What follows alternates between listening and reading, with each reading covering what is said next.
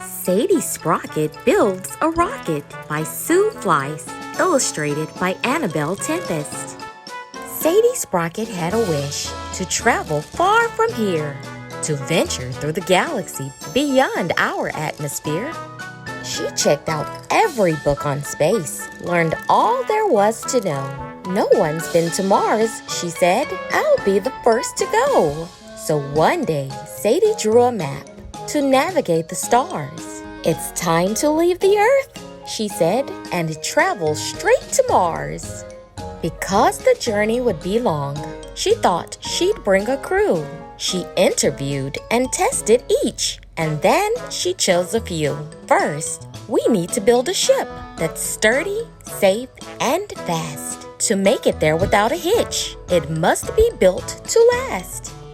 They rummaged through the junkyard and gathered every part. They counted, weighed, and measured twice. She couldn't wait to start. Sadie and her crew worked hard to build her rocket ship. She scanned her map and chose a date to make the stellar trip. We launch today, young Sadie said. I've tested every switch. She knew that even one small blip could cause a major glitch. Friends and family wished her well. Reporters flocked to see. This space-bound girl with smarts and skill would soon make history. 10, 9, 8. She counted down. The engine shook the lawn. 7, 6, 5, 4, 3, 2, And 1. the ship was gone. The journey took 100 days. She knew it would be tough, but Sadie kept their spirits up. We'll be there soon enough. The crew tried playing cards and games without too much success. The pieces floated all around and made an awful mess. Instead, they read to pass the time and took turns making food while Sadie wrote down everything and tracked their altitude. The Earth behind, so far away, was now a tiny dot. Then Sadie cried, "There's planet Mars! It's smaller than I thought." As their ship was closing in, the captain told her crew, "We'll set up camp and gather samples. We've got work to do." Sadie scanned her map of Mars and found a place to land. "We'll put the ship down over there, up on the level sand." "Get your samples," Sadie said. They filled up 20 bags.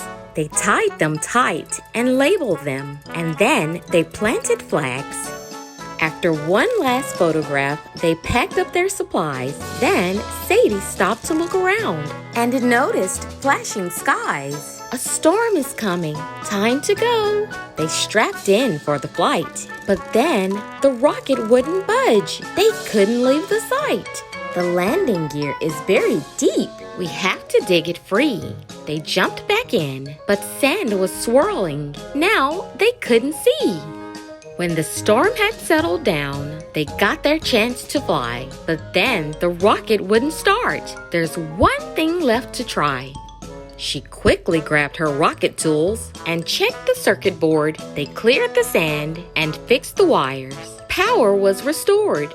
Once the ship had warmed enough, she shouted, "Time to blast!" They zoomed by stars and asteroids and made it home at last. Sadie made the nightly news. The world now knew her name. The first to land on planet Mars had rocketed to fame. She triumphed in her mission, but Sadie wasn't done. This pioneer of space had plans. She'd only just begun. "One more question, please," they said. "What's next for you, Miss Sprocket?" "Maybe Neptune, but for that, I'll need a bigger rocket." The end.